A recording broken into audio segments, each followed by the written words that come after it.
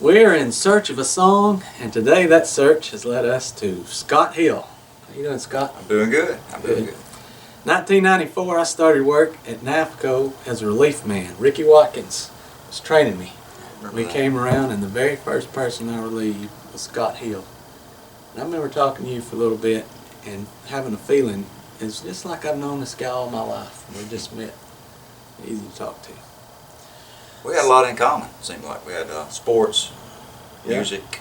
You were good at sports. I like to watch sports. Well, yeah. Well, I didn't know music was a thing we had in common at the time. that's true. That took a little while. It seemed like we ended up, me and you and Heath maybe playing. Yeah, one time we did that. Heath Malone, he also worked out there at NAFCO. But then I left, and I probably didn't see you for another 20 years. I saw Heath at a tennis match, and I'd started this show with, Comer Subdivision Good Time Hour, having musical guests on there, and I was just looking for anybody. And I kind of remembered you played and asking for your number, and you came, and my goodness, I was not expecting the voice and the quality of songs you were writing. Oh, well, just unbelievable. Thanks. It's always been a little hobby. I enjoy it. It's fun. It's fun trying to write a song and trying to play it, and then later on trying to remember how you did it. How did that go? Yeah. Did I play that? Do you remember how you first got interested in music? Playing music? Yeah. My younger sister's boyfriend, Oakley Smith. I know him. Oakley Smith. In high school, they were dating, and he was into guitar and playing guitar really good. And he used to bring his guitar over to our house when he was courting my sister.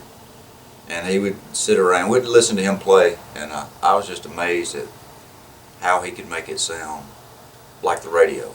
And to see somebody really for the first time that could play the song, and oh wow, he made it look easy. And then after a while, he started leaving his guitar over there. And after he would leave, I'd get it and mess around with it. Then he showed me a few chords, and that's how I learned. Oakley Smith told me how to. So then you started playing music. When did it occur to you, instead of playing all these great songs, I ought to just come up with one on my own? I think I always messed around with that. Even it probably started out writing funny songs. Like I would always start playing somebody else's song and then get to a certain point, and instead of singing the real lines, I would turn it into something funny, or well, it should have been like this. And then you start messing around with that. I think as a joke, trying to be funny is where I started writing stuff. And then from that, well, instead of making it funny right here, I could just try to make a serious song or whatever. And then from there you start writing them down, really, and try not to be so corny. That's what I struggle with more than the cliches. I write mostly like old country songs, and the cliches just always come to me like something that somebody else has already written 100 times, but it rhymes. So yeah. So who are some people you like listening to? Merle Haggard. Yeah, was influential. Yeah, like Merle Haggard, and Hank Williams Jr., Dwight Yoakam, Leonard Skinner. The same people that everybody likes, the popular ones, the Eagles, but any old country really. Waylon, Willie, a lot of those guys. But as far as influence, I always loved the way Merle Haggard wrote songs.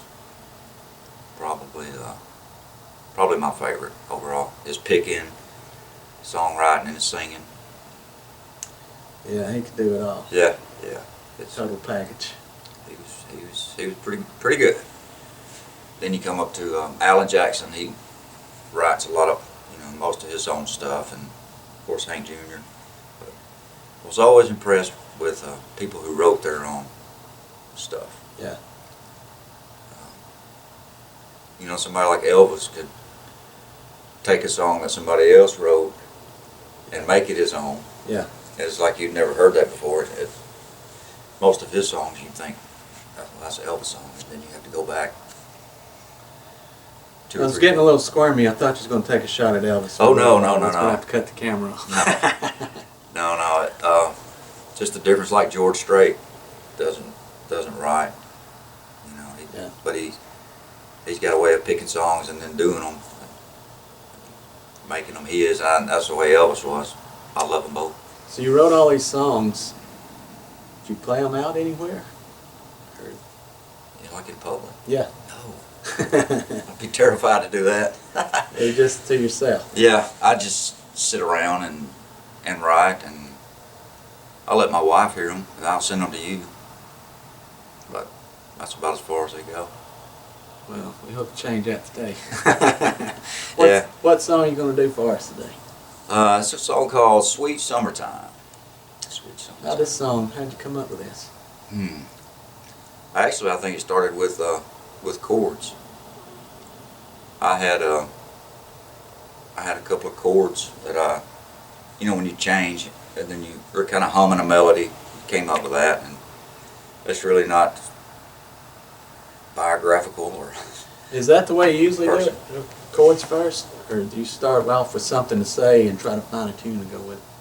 Yeah, a lot of times it is just fiddling around with the guitar, and maybe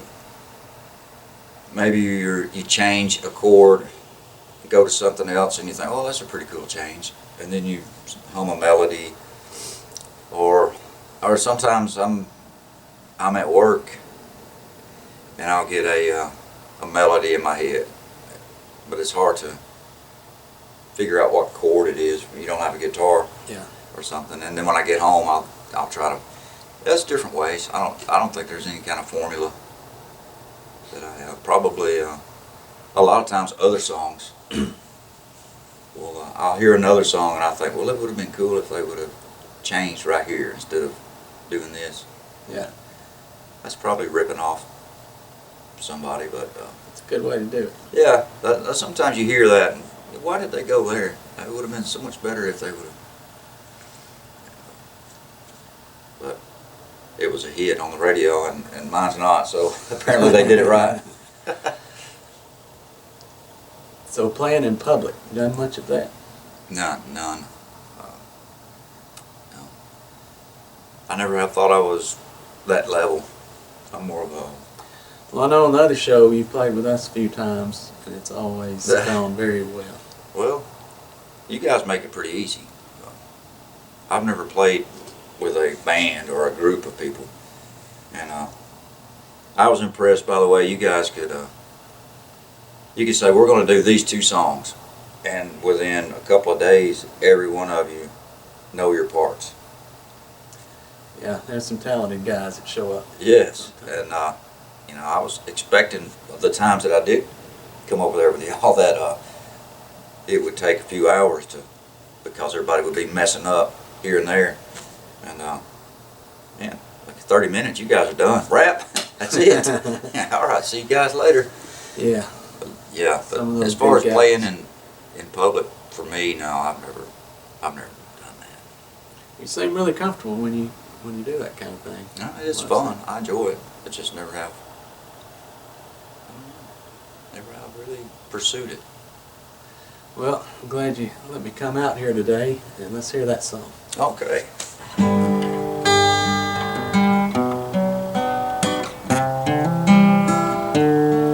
As I sit here all alone,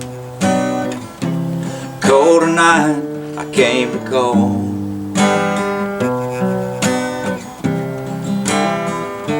Well, it's a shame that summer left and winter came without even a fall at all.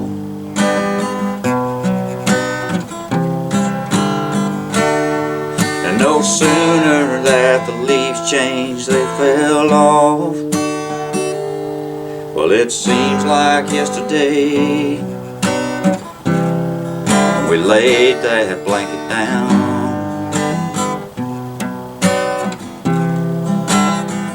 Down by the creek, just you and me, all alone. To me that seems like hallowed ground.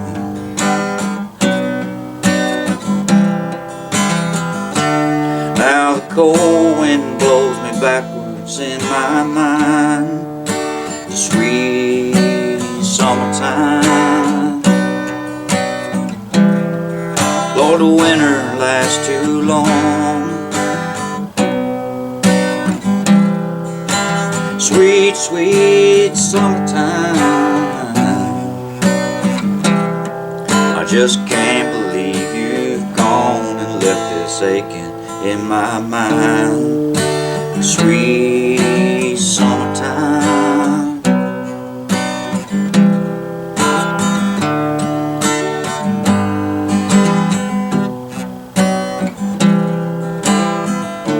We spent the 4th down by the lake, just soaking up the sun.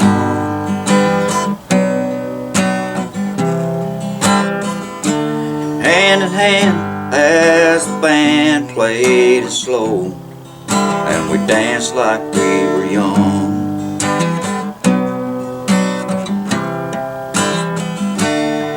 And girl, I still see them rockets in your eyes. Sweet summertime. Lord, the winter lasts too long. Sweet, sweet summertime. I just can't believe you've gone and left this aching in my mind. Sweet summertime. Sweet, sweet summertime. I just can't believe